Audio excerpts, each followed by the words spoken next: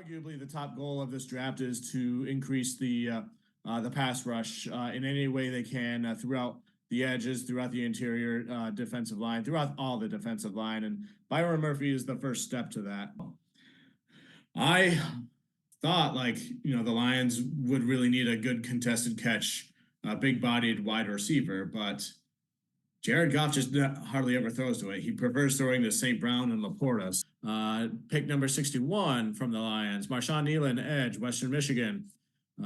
Now that I start to read this review out loud, this would really piss me off if the Lions did a trade like this and they let the Bears get these type of players. With the third round pick at pick 94, I went ahead and got Austin Booker, edge from Kansas.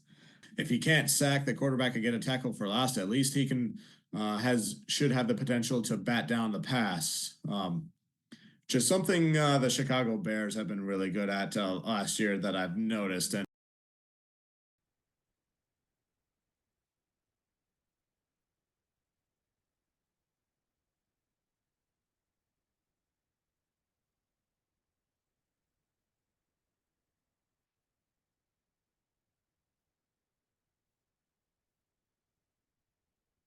yeah, much of that wasn't completely accurate. A lot of what I said over this month of April, and yes, April Fools on that 11 Faves video and that first mock draft that released on that same day.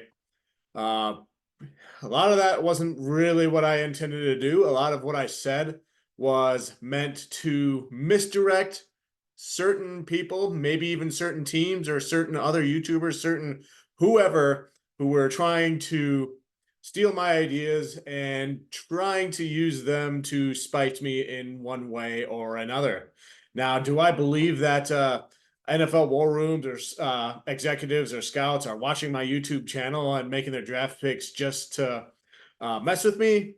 Sounds ridiculous. Probably not happening, but the more you do this, the more coincidences you tend to notice. So just in case those coincidences may be a little bit true, I decided to act on it throughout this mock draft season and hopefully teach one or two people a lesson. And yeah, I have done a lot of smoke screening with my mock drafts. Why did I decide to do this? There was two specific reasons that came to mind. The first one being in the last draft, it was heavily believed that the Lions would draft a Devon Witherspoon at number 6, only to find out that the Seattle Seahawks, who didn't appear to have any interest in Witherspoon at all, wound up surprisingly drafting him at 6 right in front of the Lions.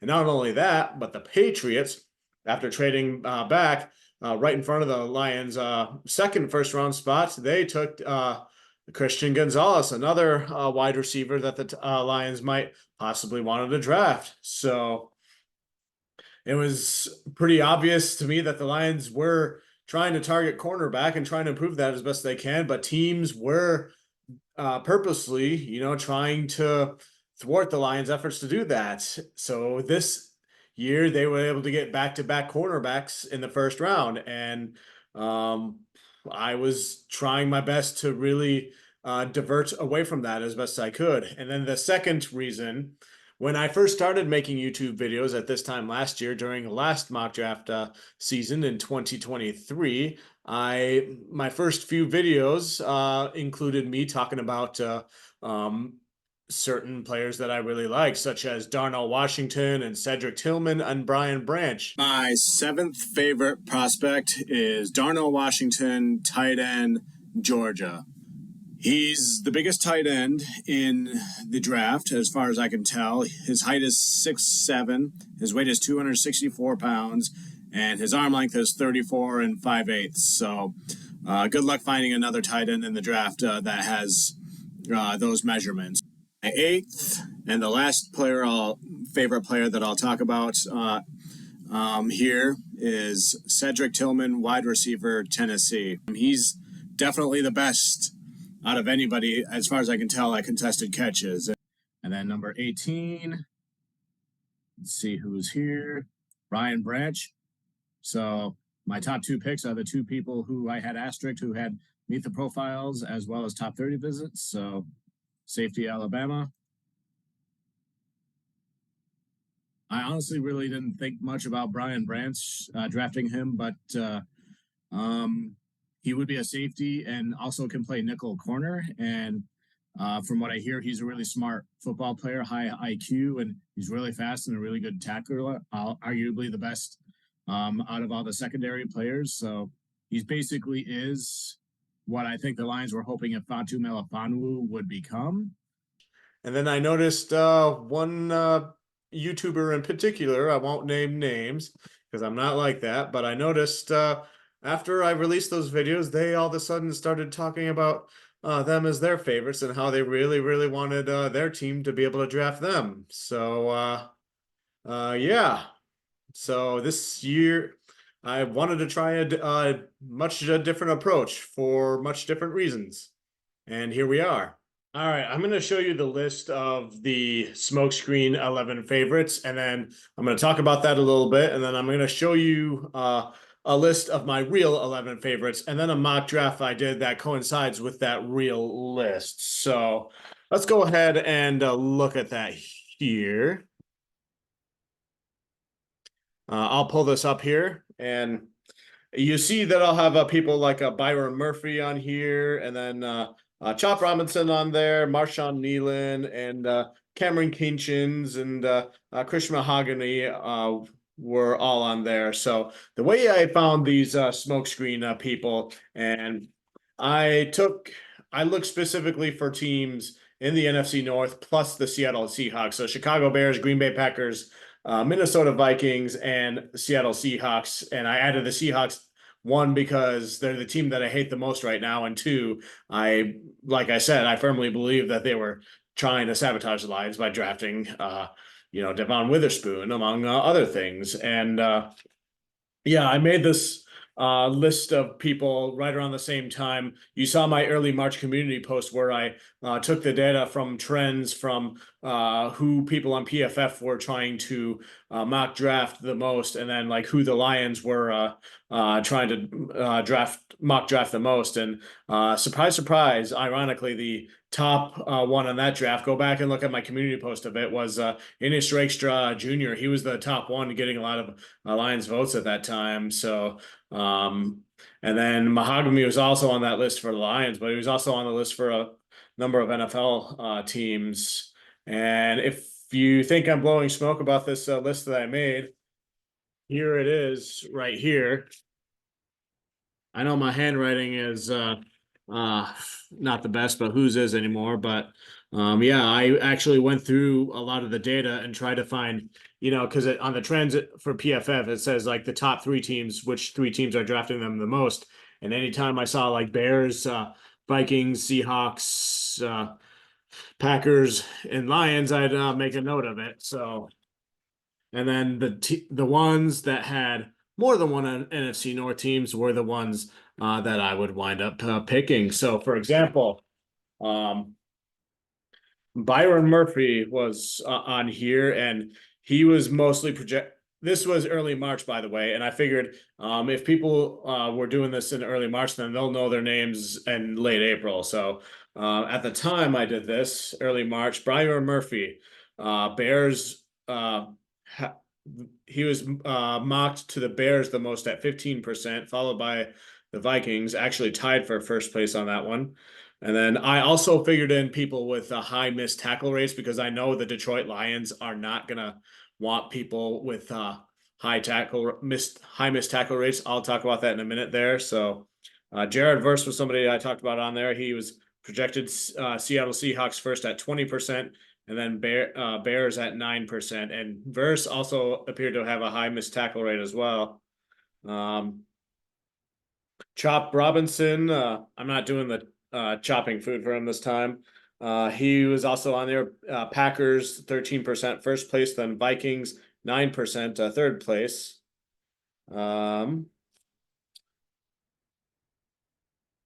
Marshawn Nealon, the Packers had him 13%, which was second place. I think the Lions were first place, but I can't remember at the time. But and then the Bears were 5% third place. So, it feels like a perfect target to entice and a rival NFC North team to draft that player, so that will help free up more players that the Lions want to draft. That was my thinking with that. Oh yeah, Brendan Rice was projected to the Bears at 27%. That's a huge percentage there. So that's why I wanted to include him there. And then Christian Mahogany, who the Lions wound up drafting, he was one of the top most popular ones. So, and I'm glad he's a Detroit Lion now. He was to the Packers at 18%. That was first place. And then the Seahawks at 16%, second place. And then here's the player that I decided I was going to try to make my draft crush and then really try to go all, no, they drafted him away. But by the time it got to that point, I think everybody kind of forgot about him. And it was Cameron Kinchins, the safety. And he had a very high missed tackle rate from the previous 2 years he played. And then the Packers were at 24% first place, most mocked to them the most, followed by the Chicago Bears at 19% as second place there, and then the Seattle Seahawks at 9%, which was third place. So that's how I came up with those smokescreen favorites, if you will. And then so yeah, and then those are those ones. And then here's the real people that I wanted. So I'll pause the YouTube video. And then just feel free to pause the YouTube video and then look at these.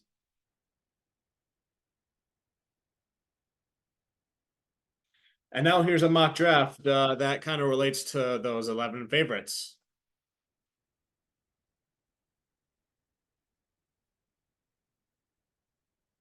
So as you can see from those, there were 3 people in the first round that I was really secretly hoping that the Lions might try to go and get. I mean, TJ Tampa, I really liked him like way early on when I did mock drafts during the season, but I think he kind of fell off, just because he was super lanky and all that for a cornerback, which is what I figured was one of the preferences for Lions. But the 3 people I really liked the most were Darius Robinson. Being from Missouri, he could help he could really help absorb double teams as a tight end. He's the most likely candidate to do that, even though I think Josh Paschal could probably do that at this point now. And then Xavier Legette, was part of those early reports between Brian Thomas Jr. and Xavier Legette and Devontae Walker. You can take a look at that here right now.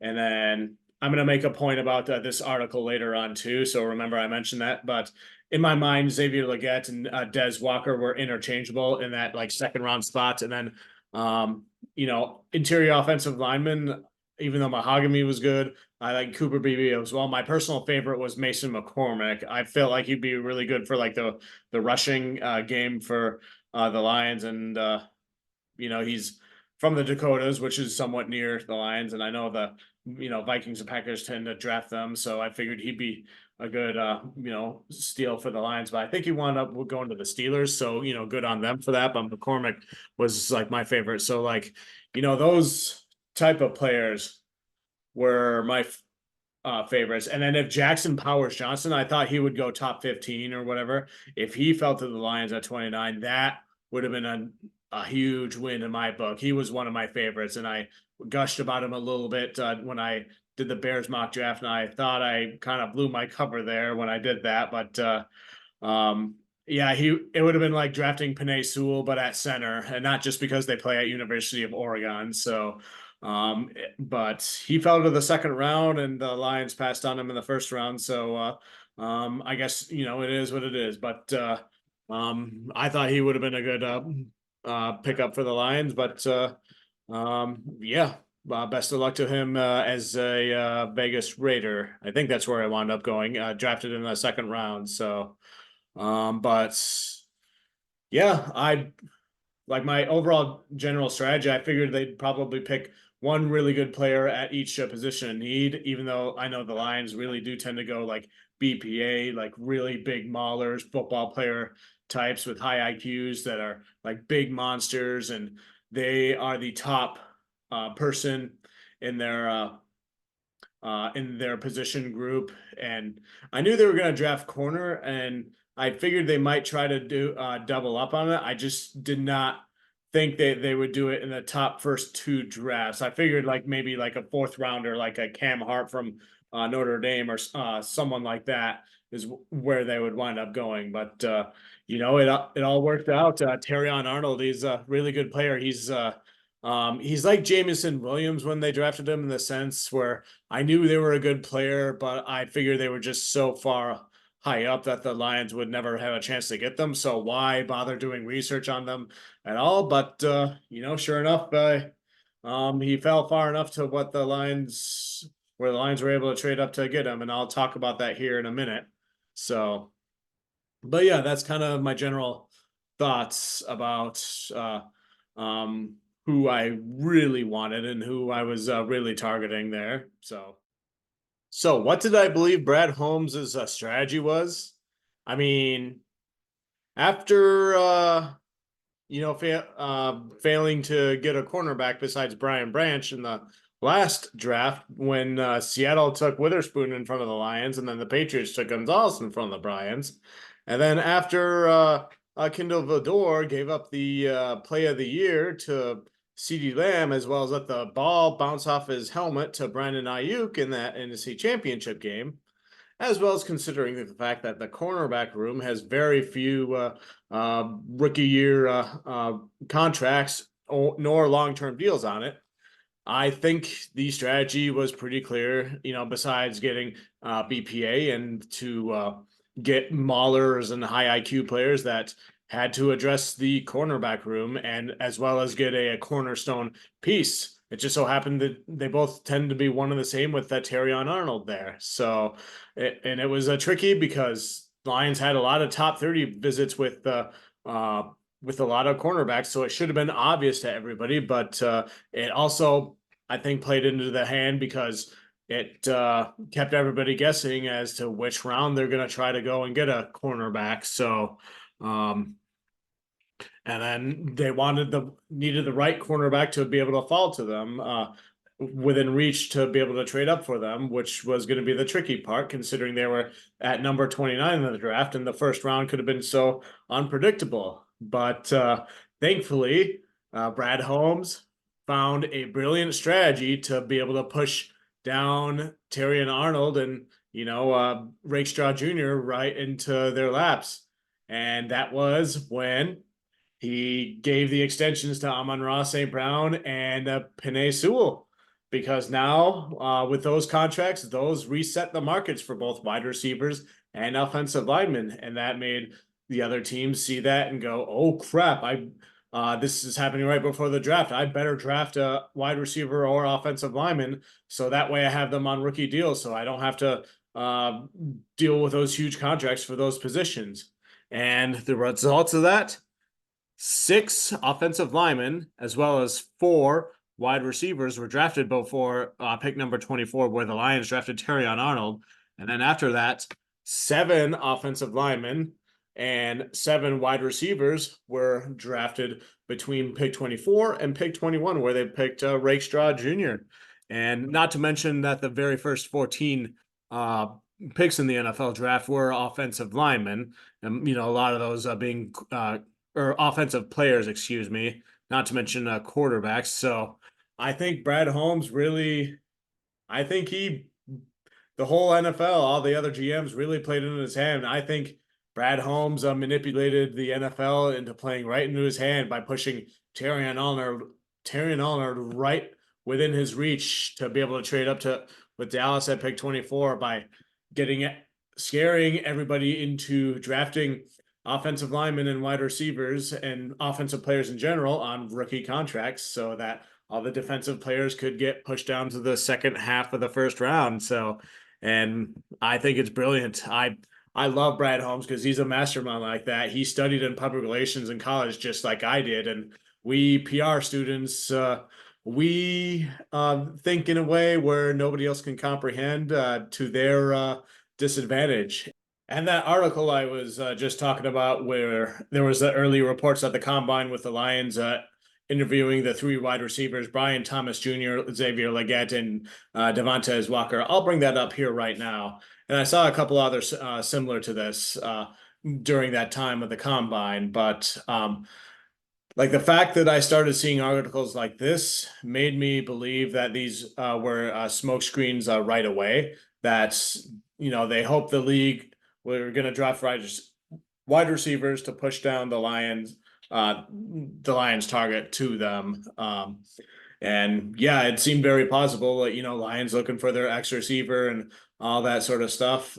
Even though I kept saying, the Lions traded for Peoples Jones. So if they wanted the X receiver person, that they found their target for that, even assuming Ben Johnson and Jared Goff use them at all, because it seemed like they barely used them at all. And then because they tend to use Sam Laporta and Amon-Ra St. Brown the majority of the time. So when I was saying those things, I was telling the truth about all that.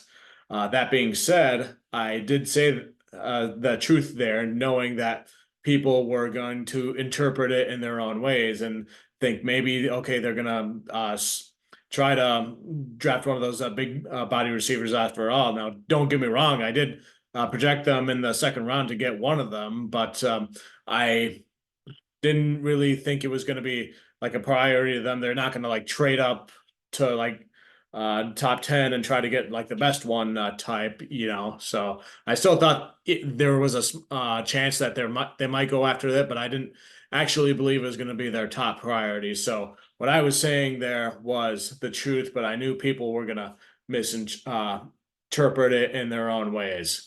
The lies I told you were not lies. You lied to me by telling me the truth? Yes. That's very good. May I use that? And it's not the first time Brad Holmes has been a mastermind like this. I think back to all the way when he drafted Penei Sewell, and I think his strategy to get Penei Sewell to fall into his laps was brilliant, because in one of his first press conferences, he was like, "Oh, that crop of quarterbacks, that looks very enticing." And sure enough, Trevor Lawrence, the guy from the Jets who just got traded to the Broncos, Zach Wilson, and Trey Lance, and those guys got picked, which means there was only one team left that, because two other teams wanted wide receivers, and two or three or whatever. There was only one team that left that had genuine interest in the Penei Sewell draft, and that was the Cincinnati Bengals at number 5. And that led to step 2 of Brad Holmes' master plan, which was to leak a fake report about how he wanted to trade up to number 4 with the Atlanta Falcons so that they can draft Ja'Marr Chase, which was the other person the Bengals had interested in, because like they wanted him so badly, and they're gonna make everybody think that he's he's so desirable, kind of like how two guys fight over that hot girl to try to make them their girlfriend, trying to create that competition to make someone that more desirable. So, and that made Ja'Marr Chase more desirable to the Bengals than Penei Sewell did, because Penei Sewell was at the time the obvious pick for the Bengals. And I didn't actually think it worked, but I was at that beat-ups with my dad watching the NFL draft, and I stood up and just shouted in celebration that the Bengals actually drafted Chase, and that Brad Holmes' plan had worked. And Penei Sewell, and then the wide receivers, Miami getting Waddle, and then Penei Sewell fell right into the Lions' lap, thanks to Brad Holmes' brilliant master strategy. So, and I feel like I'm the only one who like figured it out and knew those things about Brad Holmes. So who did I get to bite on my smoke screening? Well, the first and obvious one, I'd say the Seattle Seahawks when they drafted Byron Murphy.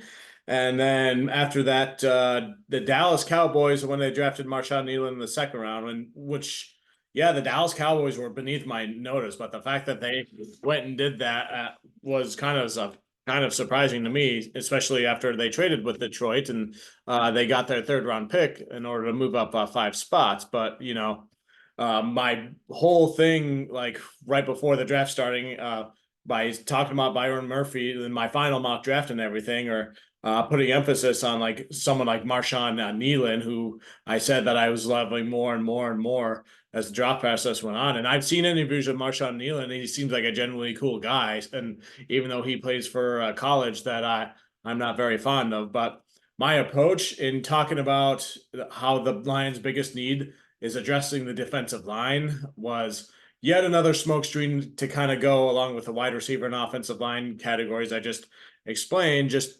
because I knew the Lions had DJ Reader now. They have Broderick Martin, who's a project developing. He'll probably get some playing time. So, and Aleem